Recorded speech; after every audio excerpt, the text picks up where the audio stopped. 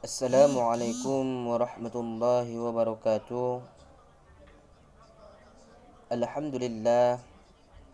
Alhamdulillahi rabbil alamin.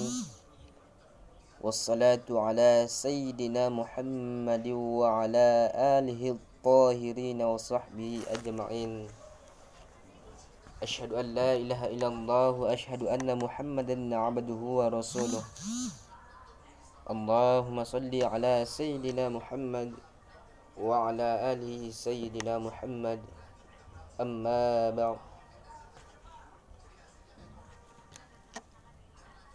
Wujud syukur kehadirat Allah Subhanahu wa taala yang telah memberikan kita berupa nikmat, berupa taufik dan hidayahnya. Mudah-mudahan kita selalu diberikan oleh Allah Subhanahu wa taala pertolongan di dalam kehidupan kita di dalam dunia ini. Salawat bertangkikan salam kepada ruh junjungan Nabi besar Muhammad sallallahu alaihi wasallam. Allahumma salli ala sayyidina Muhammad wa ala alihi sayyidina Muhammad. Mudah-mudahan kita diberikan syafaatnya di akhir kelak nanti. Amin amin ya rabbal alamin. Adapun seri pembahasan kita pada kali ini ialah tentang taharah. Adapun segi pembahasan yang pertama yang kita harus ketahui ialah di dalam pembahasan kita ini, yang pertama ialah pengertian taharah dan adapun macam-macamnya dan perbedaan antara hadas dan najis. Baik, kita masuk di dalam pembahasan salat. Pada hakikatnya, bab salat menempati posisi pertama dalam kitab fikih. Namun salat tidak sah tanpa adanya taharah.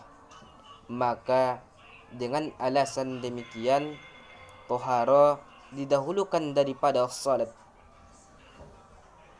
Rasulullah SAW bersabda, La yaqbalullahu as-salah bighairi tahur. Allah tidak akan menerima salatnya yang tidak dengan bersuci. Maka dengan itu kita akan masuk di dalam pembahasan taharah. Adapun taharah itu terbagi dua macam. Yang pertama ialah taharah qalbiyah. Kemudian yang kedua taharah badaniyah.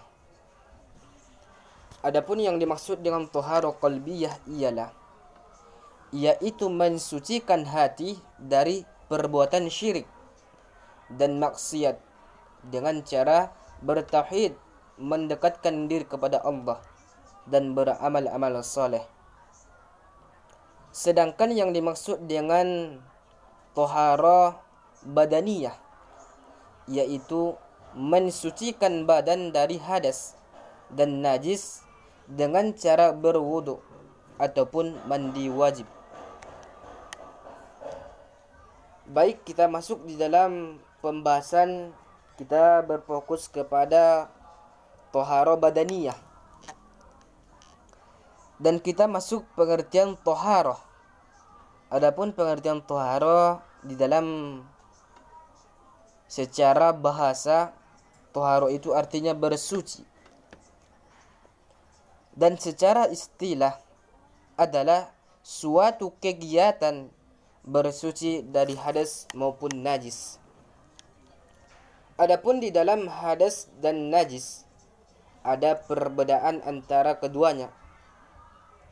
Hadas ialah sesuatu keadaan yang tertentu yang menyebabkan seseorang menjadi tidak suci.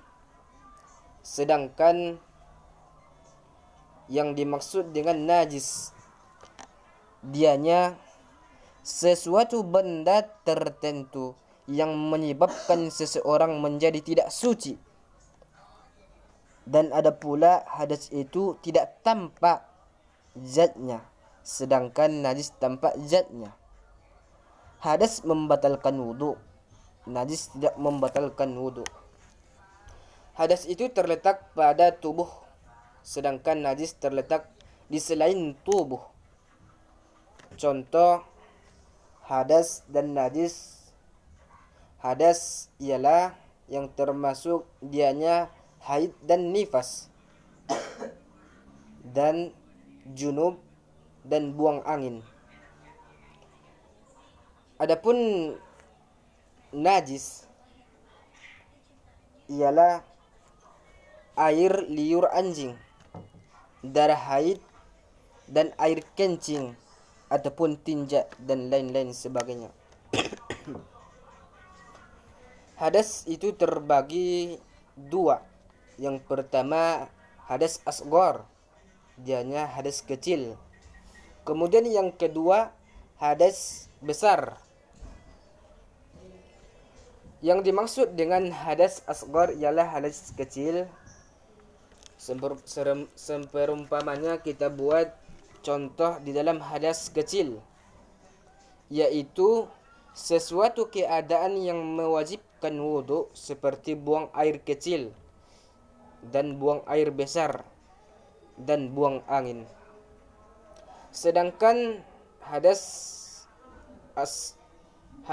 besar ialah sesuatu keadaan yang mewajibkan mandi seperti zima ataupun bersenggema atau keluarnya mani dari bagian dari seorang laki-laki. Adapun pembagian najis itu terbagi menjadi 3 bagian. Yang pertama najis mughallazah, yaitu najis berat. Kemudian yang kedua najis mukhaffafah, yaitu najis ringan. Kemudian yang ketiga najis mutawassithah, yaitu najis sedang. Adapun najis mughallazah ataupun najis berat adalah najis yang berat mensucikannya, yaitu harus dengan mencucinya hingga 7 kali. Yang salah satunya dicampur dengan tanah. Contohnya yaitu air liur anjing. Rasulullah SAW bersabda, "Tahuru ina'i ahadikum idza walafa fihi qalbu ayyafsala 7 marrat awlahunna bittirab."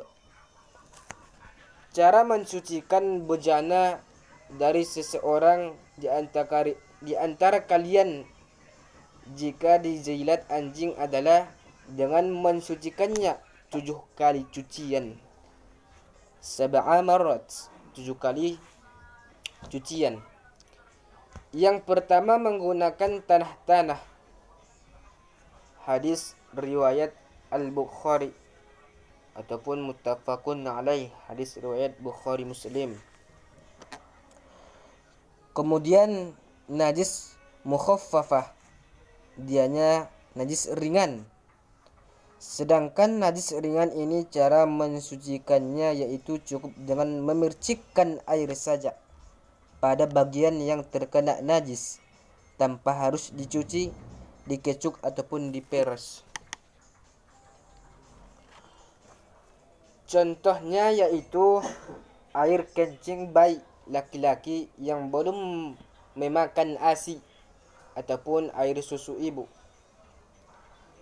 Di dalam hadis Rasulullah SAW bersabda, "Yaghsalu min baulil jariyah wa yarashu min baulil ghalam."